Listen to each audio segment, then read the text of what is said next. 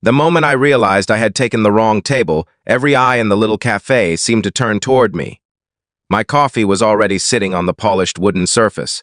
My laptop was open, and I had been answering emails for nearly 10 minutes before I noticed the framed family photo resting beside the sugar jar. My heart sank.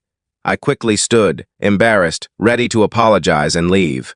But before I could gather my things, the woman walking toward me looked into my eyes, smiled with a sadness I couldn't explain, and quietly said, "Please don't leave. If you believe that kindness, hope, forgiveness, compassion, and second chances can change someone's life, please take a moment to like this video, leave a comment, share it with someone you care about, and subscribe to the channel. Your support helps more heartfelt stories reach people who may need them today." My name is Nathan, and that unexpected morning in Asheville, North Carolina, changed the direction of my life in ways I never imagined. I had been traveling across the United States for work after selling the construction company.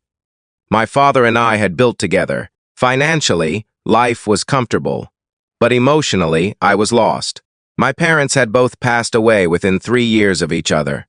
My engagement had ended quietly without anger, but with unbearable disappointment, and every hotel room felt emptier than the last. I had convinced myself that staying busy was easier than admitting how lonely I had become. The woman standing before me introduced herself as Grace. She explained that the table wasn't actually reserved. Instead, every Saturday morning she said it exactly the same way because years earlier she had shared breakfast there with her husband, Michael, before he left for what neither of them knew would be his final business trip.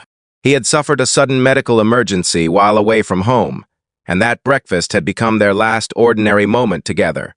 Every week she returned, ordered 2 coffees, placed his favorite photograph beside the sugar jar, and simply remembered. She admitted that she had been watching me from the counter for several minutes before approaching. Something about the way I stared through the cafe window reminded her of herself during those first painful years after losing him. Instead of leaving, I accepted her invitation to stay. We talked for hours. There were long silences that somehow felt comforting instead of awkward. Grace wasn't looking for sympathy.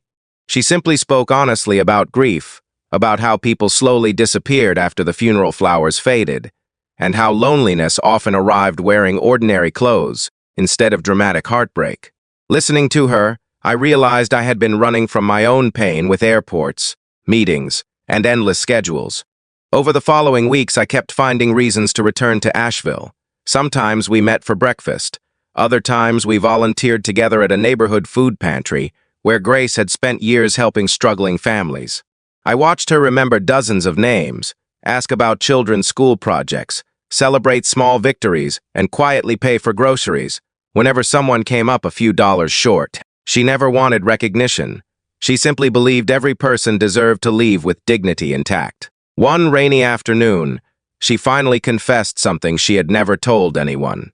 The cafe had been losing customers, and the elderly owners, Harold and Judith, planned to close it forever within 2 months. It wasn't just another business.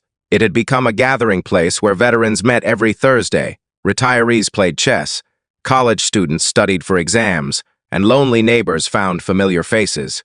Grace feared losing the last place, where so many people still felt seen. The thought stayed with me for days. I remembered my father's words that success only mattered if it helped someone else breathe easier. Without telling Grace, I met privately with Harold and Judith. Their dream had never been to make fortunes. They simply wanted someone trustworthy to continue what they had built. Weeks later, after countless conversations, paperwork, and planning, I bought the cafe with one condition. Nothing about its spirit would change. When Grace walked through the doors on Saturday morning, expecting another quiet breakfast, she found every regular customer waiting inside. Fresh flowers covered her usual table. Harold handed her the old brass keys, while Judith hugged her with tears in her eyes. I explained that I wasn't giving her a business. I was giving her the opportunity to continue the place that had quietly healed so many broken hearts, including mine.